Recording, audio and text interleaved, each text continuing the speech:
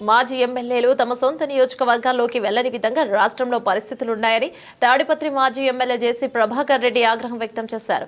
తాడిపత్రిలో నెలకొన్న అంశాల మీద అనంతపురం జిల్లా ఎస్పీ జగదీష్ ని కలిసి ఫిర్యాదు చేశారు. తనను తాడిపత్రిలోకి రానివ్వకుండా అడ్డంకులు సృష్టిస్తున్నారని ఆయన ఎస్పీ దృష్టికి తీసుకువెళ్లారు. నా సొంత నియోజకవర్గం, నా సొంత ఇల్లు ఉన్న ప్రాంతానికి నన్ను వెళ్లనివ్వకుండా చేస్తుంటే పోలీసులు చూసి చూడనట్లు వ్యవహరించడం సరైంది కాదని ఆయన అన్నారు. జేసీ ప్రభాకర్ రెడ్డి తాను అక్రమంగా ఇసుక తరలిస్తానని బహిరంగంగా చెప్తున్నారని, దీనిపై వీడియోలతో సహా జిల్లా ఎస్పీకి ఫిర్యాదు చేసినా ఎలాంటి యాక్షన్ లేదన్నారు. తాడిపత్రిలో గత కొన్ని రోజులుగా మట్కా, గంజా, ఇసుక అక్రమ రవాణా వంటి అసాంఘిక కార్యకలాపాలు జోరుగా జరుగుతున్నాయన్నారు. ఎమ్మెల్యేలు, వారి బంధువులు ఇలా చేస్తే చట్టం నుంచి ఏమైనా మినహాయింపులు ఉన్నాయా అని ఆయన ప్రశ్నించారు. ఎవరు అడ్డుపడినా దసరా తర్వాత ఖచ్చితంగా తాడిపత్రికి వెళ్లి తీరుతానన్నారు. పోలీసులు చర్యలు తీసుకోకుంటే ఎస్పీ కార్యాలయం వద్ద ఆందోళన చేస్తానని పెద్దారెడ్డి అన్నారు. నేను తాడిపత్రికి పోవాలంటే పోలీస్ అధికారులు ప్రతిసారి అడ్డుపడడం జరుగుతుంది. ఇప్పుడుకు జగదీష్ గారు ఎస్పీ గారు వచ్చినా కూడా 3-4 సార్లు కలిసడం జరిగింది. గతంలో ఉండే ఎస్పీలను కూడా కలిసి 3 ఎస్పీలను కలిసినా కూడా ఈరోజు కూడా వాళ్ళు ఆలోచన చేస్తామని చెప్పేది తప్ప కనీసము అడ్డుపడము అనేది చెప్పడం లేదు. నాకు తెలియక అడుగుతున్నా, ప్రభుత్వంలో ఉన్నటువంటి అధికారులు ప్రజల క్షేమం కోరి ఎవరైనా ప్రజాప్రతినిధులకు పర్మిషన్ ఇస్తూ ఏదన్నా లీగల్గా అయితే ఇస్తూ దాన్ని నిర్వర్తించాల. కానీ ఇప్పుడు వరకు ప్రభుత్వం వచ్చి 100 రోజులు కావచ్చినా కూడా ఇంతవరకు కూడా నేను తాడిపత్రికి నా సొంత ఇల్లు ఉంది, అక్కడ మా కార్యకర్తలు, నాయకులు అందరూ ఉన్నారు. వారి కోసం నేను పోయి నా ఇంట్లో నేను ఉండేదానికోసం కూడా వీళ్ళు ఆటంకం కలిగిస్తాను.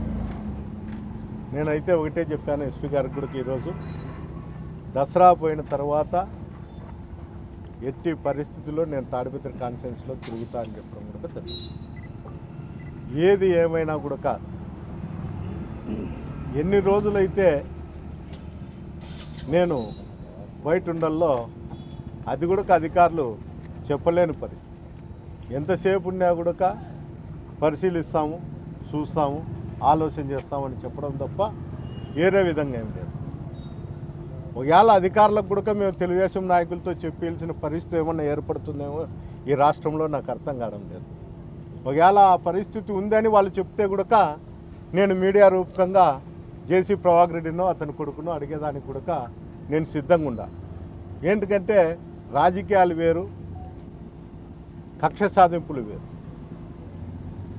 రాజకీయాలు మాత్రమే చేయాలి తప్ప రాజకీయాలు మాత్రం చేయడం లేదు. ఈ ప్రభుత్వం వచ్చిన తర్వాత ఎప్పుడూ లేని విధంగా ఈ రాష్ట్రంలో జరుగుతుంది. మాజీ ఎమ్మెల్యేలు ఎవరు కూడా కాన్స్టిట్యున్సీలో తిరగకూడదని దాడులు చేయడం తెలుగుదేశం వాళ్ళు. ఇంత నీచమైన సంస్కృతి తీసుకొచ్చినారు. కాలం నిర్ణయిస్తుంది, ఎప్పుడూ ఒకటే విధంగా ఉండదు. నేను ఒకటే చెప్తున్నా, ఈరోజు మీరు చెప్పేది కానీ మీరు చేసే చేష్టలకు కానీ తిరిగి లెక్కాచారం అనేది ఎప్పుడోసారి ఉంటుంది. ఇది ఎవరి చేతిలో ఉండదు, కాలం అయితే నిర్ణయిస్తుందని నేను ఖచ్చితంగా కూడా చెప్తాను. గతంలో మా ప్రభుత్వం ఉన్నప్పుడు కానీ ఎప్పుడు కూడా ఇలాంటి సంఘటనలు ఎక్కడ జరగలేదు. ఏటో చిన్న సంఘటనల నుంచి ఎక్కడ జరగలేదు. ఈరోజు తాడిపత్రిలో జేసీ ప్రభాకర్ రెడ్డి మీడియా రూపకంగా చెప్తాడు, ఆయన యూట్యూబ్లో కూడా చెప్తా అంటాడు అతను వాయిస్, నేను ఇసుక తోలినీను అని. ఇసుక తోలితే దానిపైన చర్యలు తీసుకుంటా అని చెప్తాడు. మా వాళ్ళే 25 మంది ఇసుక తోలుతారని చెప్తాడు.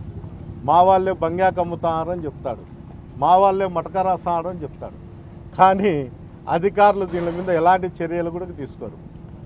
మొన్న చూసిన కొంతమంది పత్రికా విలేకరులను కూడా మాట్లాడడం జరిగింది.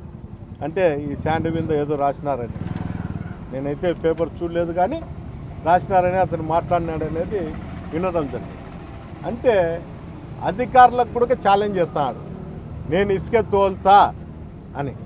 అంటే అధికారులందరూ కూడా ఏ ప్రభుత్వంలో ఏ శాఖలో ఉండేటువంటి అధికారులందరూ కూడా నీరు కప్పినట్లున్నారు. అంటే అధికార పార్టీ ఎమ్మెల్యేనో, ఎమ్మెల్యే తండ్రో, లేకపోతే ఎమ్మెల్యే తమ్ముళ్ళో, బామార్దులో అసాంఘిక కార్యక్రమాలు ఏమి చేసినా మేము పట్టించుకోము, మేము దాని జోలికే పోము, సామాన్యుల జోలికి మాత్రమే పోతాము. మాకు అధికారులకు ఇచ్చిండేది కూడా మా ప్రభుత్వం వచ్చిన తర్వాత మాకు ఆర్డర్లు ఉన్నాయి, మాకు ఆర్డర్ వేసినారు అనే విధంగా ప్రవర్తిస్తారు. ఒక మాజీ ఎమ్మెల్యే, ఒక మున్సిపల్ చైర్మన్ నేను ఇసుక తోలుతాండా ఫ్యాక్టరీకి అంటాను. ఏ సోర్సెస్తో ఇసుక తోలుతాడో నాకు అర్థం కావడం లేదు. కానీ అధికారులకు కూడా చాలామంది, నేను కూడా ఎస్పీ గారికి వీడియో పెట్టినా కూడా ఫలితం లేదు. అంటే ఎవరన్నా కానీ సమాచారం అధికారులకు ఇవ్వచ్చు అని చెప్తాంటారు, అది మాటలకే పరిమితం అవుతుంది కానీ వాళ్ళు చట్టరీత్యా చర్యలు అయితే లేవు. ఫ్యాక్టరీ వాళ్ళకు అవసరం ఉంటే ఫ్యాక్టరీ వాళ్ళు కలెక్టర్కో సంబంధించిన అధికారులకో పర్మిషన్ తీసుకోవాలి తప్ప ఎక్కడ పర్మిషన్ తీసుకోకుండా ఒక ఎంఆర్ఓకు లెటర్ పెట్టి, నేను ఎస్పీకి మెసేజ్ పెట్టినా అని తెలిసి ఒక లెటర్ పెట్టి ఎంఆర్ఓకి లెటర్ పెట్టినాము, పర్మిషన్ కూడా లేకపోయినా కూడా మేము ఇసుక తోలుతాము, ఎవరు అడ్డ వస్తారో రాండి అనే కింద తయారైనారు. అంటే అధికారం ఉంటే ఏమైనా చేయొచ్చు అనే ఒక ఆలోచనలో ఇప్పుడున్నటువంటి ప్రజాప్రతినిధులు కానీ అందరూ కూడా ఒక నిర్ణయానికి వచ్చినారు. దాదాపు ఏ అధికారిని కానీ ఆఫ్ ది రికార్డు మేము అడిగితే ఎప్పుడు కూడా 20-25 సంవత్సరాల నుండి ఇలాంటి సంఘటనలు జరగడం లేదు, ఈ పార్టీ అధికారంలోకి వచ్చినాకనే మేము ఈ విధంగా జరుగుతుంది, మేము కూడా ఏమీ చేయలేము అనే పరిస్థితుల్లో వాళ్ళు మాట్లాడుతున్నారు. ఈరోజు నేను చెప్పేది కాదు, ఇక్కడ ఉండేటువంటి ప్రెస్ వాళ్ళందరికీ కూడా ప్రతి కాన్ఫరెన్స్లో కూడా మీకు అనుబంధంగా విలేకరు రిపోర్టర్లు ఉంటారు. అందరూ కూడా ఒకసారి రిపోర్టర్లను అడగండి ఆఫ్ ది రికార్డ్ ఏం చెప్తారో. అంటే ఏమి చేసినా ఈ జిల్లాలో అయితే, నేను పక్క జిల్లాల గురించి నేను మాట్లాడినా కానీ ఈ జిల్లాలో అయితే ఒక్కొక్క కాన్ఫరెన్స్లో 10-15 జూత్ కేంద్రాలు నిర్వహిస్తున్నారు. మటకా కంపెనీలు ఎక్కడ చూసినా బంగాకు, అన్ఎఫ్సెల్గా లిక్కరు. అంటే ఎంత దూరం పోతుందో ఒకసారి ఆలోచన చేయండి. మళ్ళీ ఇప్పుడు లిక్కర్ షాపులు వస్తున్నాయి. ఇక్కడ ఉండేటువంటి ప్రజాప్రతినిధులు శాసిస్తారు, మా కాన్స్టిట్యున్సీలలో ఎవరన్నా షాపులు వేసినా ప్రతిపక్ష పార్టీ వాళ్ళు వేస్తే మీ షాపులన్నీ పగలగొడతాం, మా అధికారులను పెట్టి రైడ్ చేస్తాం, మేము చెప్పిండేదే శాసనం అనే కింద ఈరోజు కూడా చెప్తారు. కానీ ఎక్కడ ఎంత దూరం పోతుందో ఈ వ్యవస్థ ఎవరికీ అర్థం కావడం లేదు. ఎస్పీ గారు మీరు కూడా ఆలోచించండి, జిల్లా అధికారులు, కలెక్టర్ గారు ఇలాంటి సంఘటనలు ఎక్కడ జరుపుకోకుండా కాపాడాల్సిన బాధ్యత మీ మీద ఉంది. ఈరోజు మేము మాట్లాడుతూ ఉన్నామని మీరు ఆలోచన చేయాల్సిన పరిస్థితి కూడా ఏర్పడింది. ఇదే విధంగా కొనసాగితే మేమైతే రోడ్డు మీదకి వచ్చి నిరసన తెలిపే పరిస్థితి కూడా ఏర్పడుతుంది.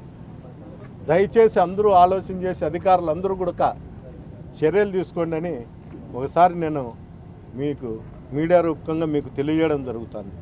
మీరు చర్యలు తీసుకోకుండా ఇదే విధంగా కొనసాగితే నేనైతే జిల్లా హెడ్ క్వార్టర్లో ఇదే ఎస్పీ ఆవరణలో నేను కూర్చోవడం జరుగుతుంది.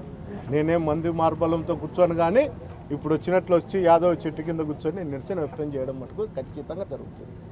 నన్ను నా కాన్స్టిట్యున్సీకి పంపించేదానికి మీరు పర్మిషన్ ఇవ్వండి, మీరు అడ్డుపడుకోకపోయినా అయినా కానీ నేను పోతాను. రెండిట్లో ఏదైనా కానీ మీరు తెలియజేస్తే నాకు అదే సార్. ఇంకొకటి, నాకు ఇదే విధంగా మీరు ఆటంకం కలిగిస్తా అంటే నేను మీ ఎస్పీ ఆవరణలో కూర్చొని ఖచ్చితంగా నిరసన వ్యక్తం చేస్తానని ఈ సందర్భంగా. చట్టపరంగా అయితే నాకు బెయిల్ అన్నీ వచ్చినాయి. ఆంక్షలు కూడా 15 రోజులు పెట్టినారు. బెయిల్ వచ్చినాక ఆ 15 రోజులు నేను అనంతపూర్లోనే ఉన్నా కూడా ఈరోజు కేవలం లాండ్ ఆర్డర్ ప్రాబ్లం ఉంటుంది, నువ్వు వెళితే అని చెప్తాను. లాండ్ ఆర్డర్ ప్రాబ్లం చూసాల్సిన బాధ్యత కూడా ఎస్పీ గారికి ఏం లేదు, అది ఏరే వాళ్ళకి లేదు. అందువల్ల ఆ లాండ్ ఆర్డర్ ప్రాబ్లం మీరు తీర్చాల తప్ప అనవసరంగా అడ్డం పెట్టుకొని లాండ్ ఆర్డర్ ప్రాబ్లం అని పెట్టుకొని అనవసరంగా నన్ను కాన్ఫరెన్స్ లేకపోకుండా అడ్డుపడడం అయితే మంచిది కాదనేది కూడా చెప్తాను. ఇంకోటి, మీరు ఇక్కడ నుండి బందోబస్తుకు ఇక్కడ నుండి కానిస్టేబుల్ పంపిస్తున్నారు, 100 మందినో 50 మందినో. ఎప్పుడు కూడా వీళ్ళందరూ కూడా ఇక్కడ నుండి పోయిన వాళ్ళు అక్కడ మటకా వాళ్ళకి ఏమన్నా ఎస్కార్ట్ ఉన్నారేమో నాకు తెలియదు, కానీ మాకైతే ఎక్కడా కూడా వైఎస్ఆర్సీపీ కార్యకర్తలకు కానీ సామాన్య ప్రజలకు కానీ ఎక్కడ కూడా రక్షణ కల్పించే పరిస్థితి లేదు.